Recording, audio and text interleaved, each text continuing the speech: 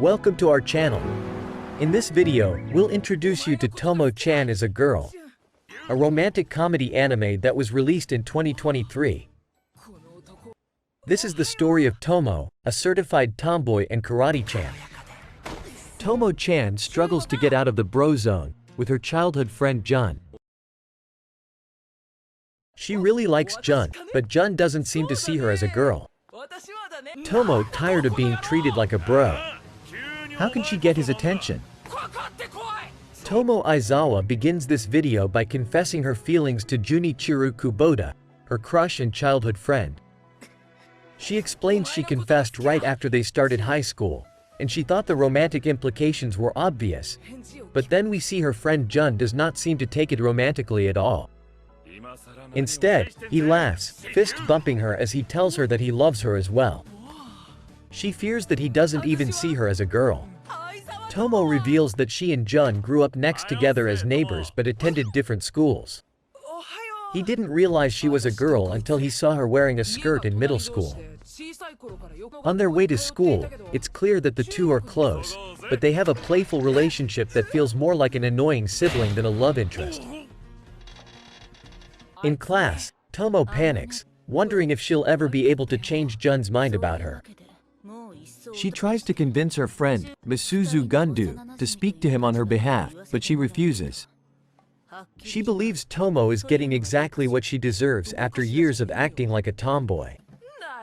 Misuzu suggests that maybe Tomo should try at least softening her tone around Jun, but when she tries, he laughs and accuses her of speaking like an old man.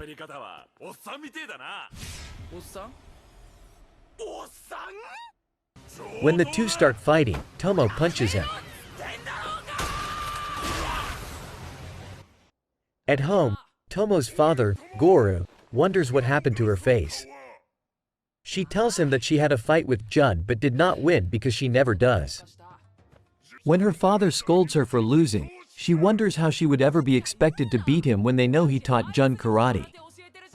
When she says the fight could never be fair, considering she's a girl, her father immediately orders her to train in the family dojo and stop saying those things. Despite apologizing, Jun doesn't seem to understand why Tomo is still upset with him the next day, especially since she hit him too. He tries to lighten the mood by tickling her, but he is assaulted once more.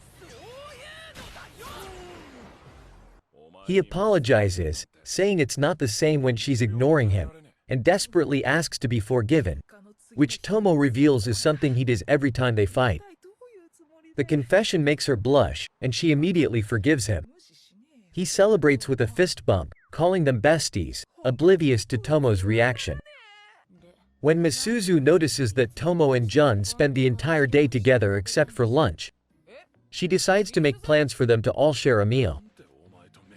She and Jun have an obvious dislike for one another, as Tomo reveals. Still, he agrees to eat with them and steals food straight from Tomo's chopsticks, flustering her.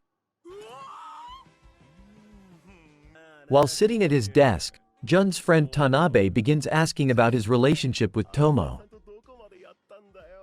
He wonders how long they've been hooking up, asking how long they've been playing the forbidden contact sport. Jun mistakes it for a karate reference, saying it's something they've been doing since they were kids.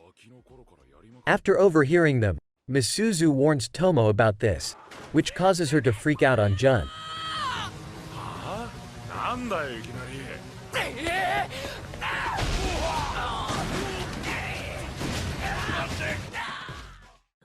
Meanwhile, Misuzu also sets the record straight with Tanabe. Rain has started to fall later that afternoon. Having forgotten their umbrellas, Misuzu and Jun wait outside. It appears that they are both hoping Tomo will share hers with them. When Jun asks if she can wait elsewhere, they both wonder when their relationship soured so much. All three of them grew up together, but Misuzu and Jun grew apart somewhere along the line. She begins prying Jun with questions, asking why he never joined a club or what he would do if Tomo got a boyfriend.